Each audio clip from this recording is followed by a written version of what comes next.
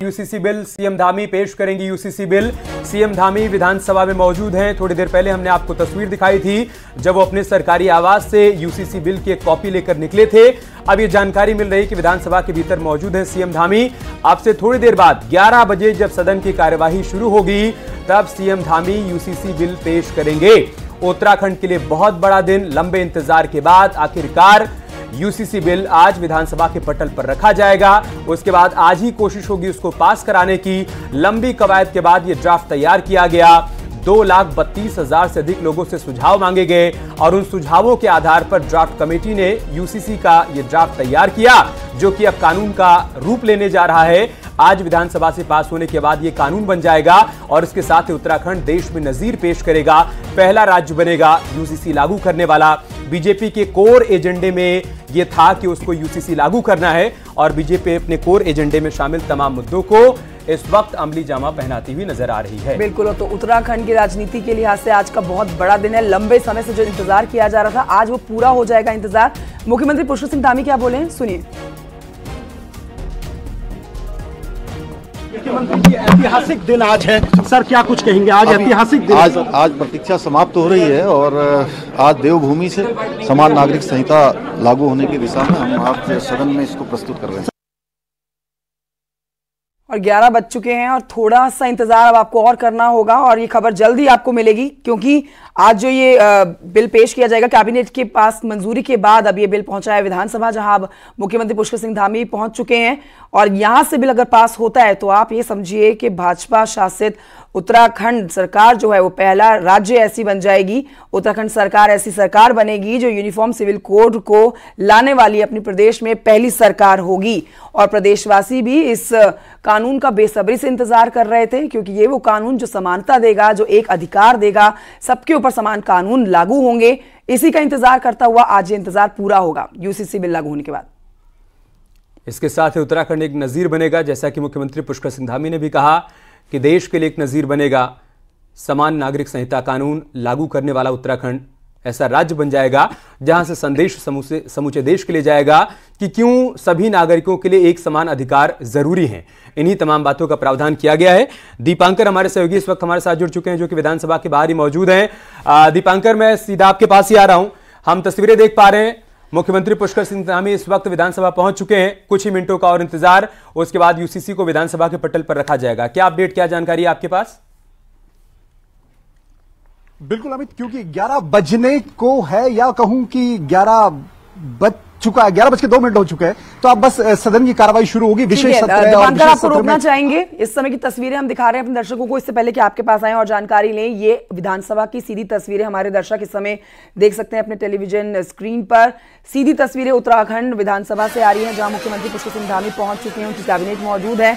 और आज जो कयास लगाए जा रहे हैं, बल्कि आप ये कहिए कि इस बात का पूरा यकीन है कि आज ये बिल जो कि कैबिनेट से हरी झंडी पा चुका है, उत्तराखंड कैबिनेट की हरी झंडी पाने के बाद अब यहां पहुंचा है विधानसभा, जहां पर चर्चा, विशेष सत्र बुलाया गया है, चर्चा भी की जानी है। और फिर ये uniform civil code bill pass हो जाता है तो एक बहुत बड़ी उपलब्धि उत्तराखंड सरकार अपने खाते में ले आएगी, क्योंकि ये बहुत बड़ा वादा प्रदेशवासियों से उत्तराखंड की सरकार ने साल 2022 में अपने चुनाव के एजेंडे के दौरान किया था कि ये जो बिल है ये कानून बनाकर हम प्रदेशवासियों के बीच में लाएंगे, और आज वो वादा पूरा होने वाला है।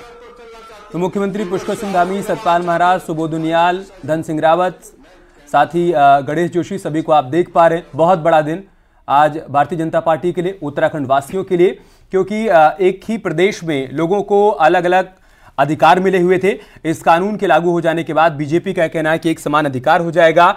अभी जब इस बिल पर चर्चा होगी उसके बाद फाइनल बातें सामने आ पाएंगी, लेकिन शुरुआती दौर में जो बातें सामने आई हैं इसके मुताबिक शादी के लिए लड़कियों की उम्र सीमा बढ़ जाएगी, शादी का रजिस्ट्रेशन अनिवार्य कर दिया जाएगा, बिना रजिस्ट्रेशन सरकारी योजनाओं का लाभ नहीं मिल पाएगा, हलाला और इद्दत पूरी तरीके से प्रतिबंधित हो जाएगा, पिता की संपत्ति में बेटे बेटियों को बराबर का हक मिलेगा, पति पत्नी को तलाक का कानूनी अधिकार मिल जाएगा, माता पिता को लिव इन रिलेशन की जानकारी देनी होगी। ये मोटी मोटी बातें हैं। दीपांकर, हम तस्वीरें देख पा रहे हैं विधानसभा के भीतर इस वक्त चर्चा शुरू हो चुकी है। मुख्यमंत्री भी अपनी सीट पर बैठे हुए हैं और बाकी सारे मंत्री भी इस वक्त हमें तस्वीरों में नजर आ रहे हैं।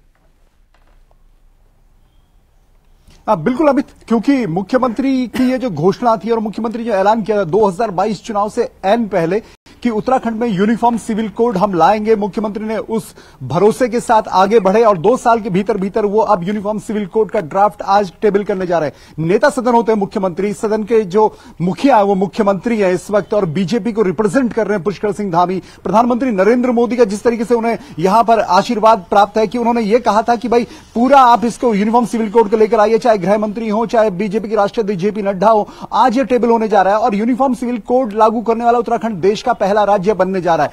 अब बहुत सारी डिबेट्स इसमें होंगी अमित, जब ये टेबल होगा और उसका अप्रूव होगा और फिर इसमें क्या कुछ चीजें रहती, जब पब्लिक के सामने आएगा तब ये इसमें एक बड़ी बहस छिड़ेगी। लेकिन जिस बात को बीजेपी शुरुआत से कहती रही है, धारा 370 राम मंदिर और अब यूनिफॉर्म सिविल कोड, उसकी शुरुआत देवभूमि उत्तराखंड से मुख्यमंत्री पुष्कर सिंह धामी आज करने जा रहे हैं। सुधार धीरे धीरे जरूर होंगे और एक दिन देश की संसद में भी ये उम्मीद की जा रही है कि लोकसभा और राज्यसभा से पास होकर भी यूनिफॉर्म सिविल कोड पूरे देश में लागू होगा। लेकिन आज उत्तराखंड की विधानसभा एक ऐतिहासिक बिल की गवाह बनने जा रही है, एक ऐतिहासिक कोड की गवाह बनने जा रही है जो अभी उत्तराखंड में लागू होगा और फिर पूरे देश में लागू होगा। बहुत सारी इसमें डिबेट्स है कि किस धर्म के लिए क्या व्यवस्था है, हिंदुओं के लिए क्या व्यवस्था है, मुस्लिमों के लिए क्या व्यवस्था है, आप सबके लिए एक व्यवस्था है।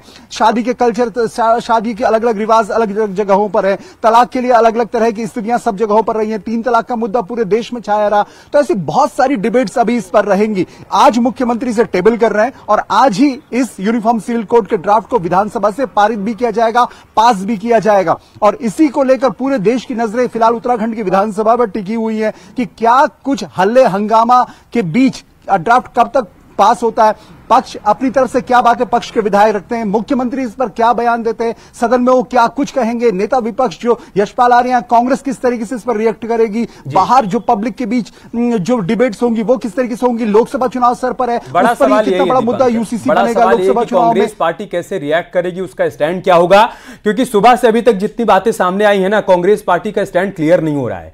वो ये कह रहे हैं कि ऐसा है कि हम बिल के विरोध में नहीं है, हम यूसीसी के विरोध में नहीं है, हमारा विरोध इस बात को लेकर है कि पर्याप्त चर्चा का समय नहीं दिया जा रहा है, किसी को आपत्ति लगाने का कोई समय नहीं दिया जा रहा है, सुझाव नहीं लिया जा रहा है। इस पर बीजेपी का कहना है कि भाई साहब, हमने लंबी कवायद के बाद इस ड्राफ्ट को तैयार किया, 2,32,000 सुझाव लिए, आपने क्यों नहीं दे दिया।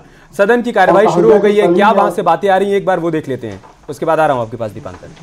विधेयक के प्रारूप या मसौदा प्रस्तुतिकरण विधेयक प्रस्तुत होगा, उसके बाद ही उस पर चर्चा हो जाएगी।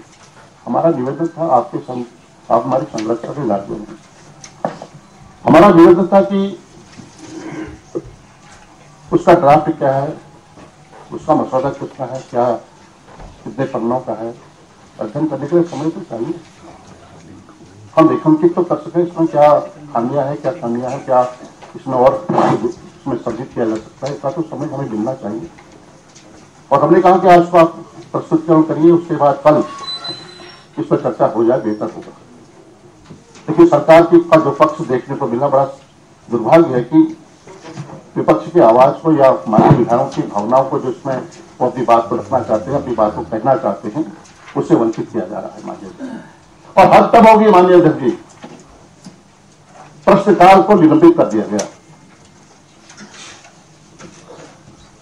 संसदीय इतिहास में संभवतः ऐसा कभी देखने को नहीं मिला होगा। इस संसदीय परंपराओं की अवहेलना हो रही है माननीय अध्यक्ष जी।